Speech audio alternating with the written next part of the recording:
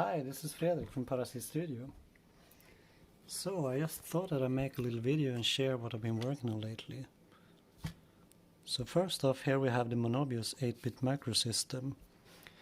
I was working on this project for a couple of months earlier this year in the winter time, and it was supposed to be this cartridge, card-based, whatever you want to call it, thing with 3 or 4 cards that would have different programs based on older Parasite Studio designs, such as the Arcadiator you see here, and the Exorcist, and a couple of more. But I decided eventually to scrap this whole card idea because it felt like a bit too much trouble to be worth it for a gimmick, basically. And I think all these pedals would have made more sense as standalone things. So right now I'm working on standalone version for this. I got it here on the breadboard, and I'm writing code. I hate it. I'm not really good at writing code, but yeah, I enjoy it also. The fun thing about microcontroller based pedals like this one is that you can cram in a lot of features with very few components that you can see here.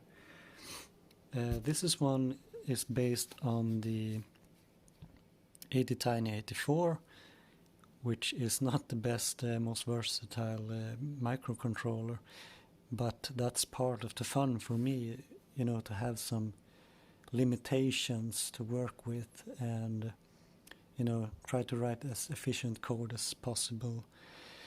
And yeah, so next up here, another project. This is the Databus Drive, which is quite the opposite. It doesn't have any microcontroller. It's all CMOS based.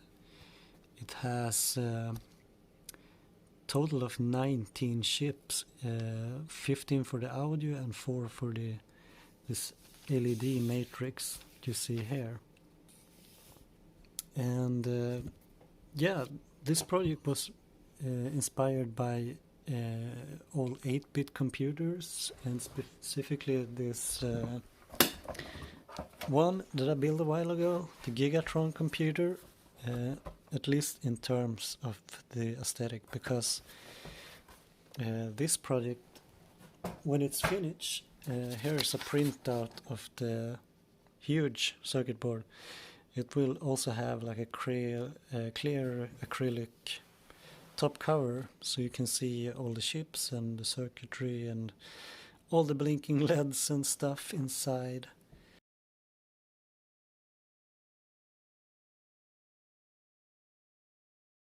C19 Databus Drive, that was the first name, but because I thought like, yeah, hey, maybe C64 homage, and I just name it C, some other number, and yeah, it's 19 chip, yeah, C19, and then like, no, not in these times.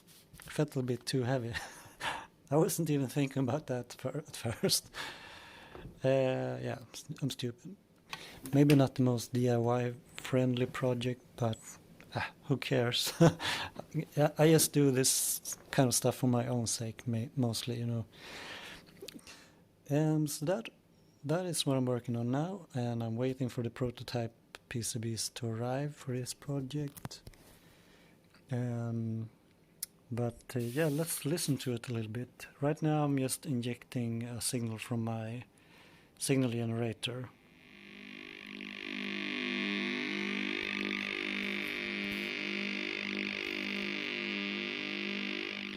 So that's the octave down signal. It can be 1 or 2 octaves down.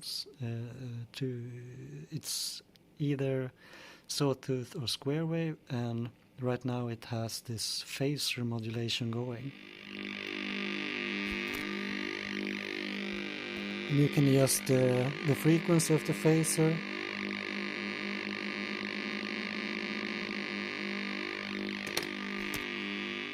but it sounds good in slow, with a slow rate. And it has 2 signal paths, like many pedals that I do, and on the other side we have a unison square wave. It can be also 1 octave up, and it has frequency modulation, kind of like a vibrato. When you press this button,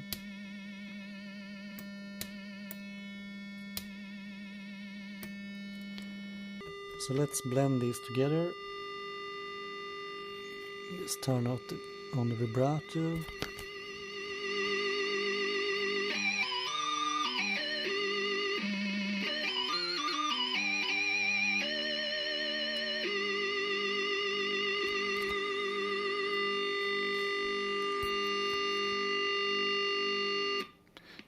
Yeah, so that's a little bit about that. And I just have one thing more to mention, and that's when I designed the Moonobvious pedal, PCBWay actually reached out to me and said, hey, do you want to try our service? I wasn't interested at first. I thought, hey, I'd try their assembly service, because I haven't tried it before. So they made these cards for me. And yeah, I know it's a bit of a flawed design, this card just being out in the wild, but the idea was to make some sort of encasement for this. PCBWay, they were really helpful along the way. Of course, this SOT surface mount chip is kind of pretty easy to solder by hand, but I just wanted to try to order something really simple so that I didn't mess it up. And yeah, they were great to communicate with, and all the cards arrived in anti-static bags, so I can recommend PCBWay. Thumbs up for me. And that's all I had to say right now. So yeah, more news coming soon. Peace.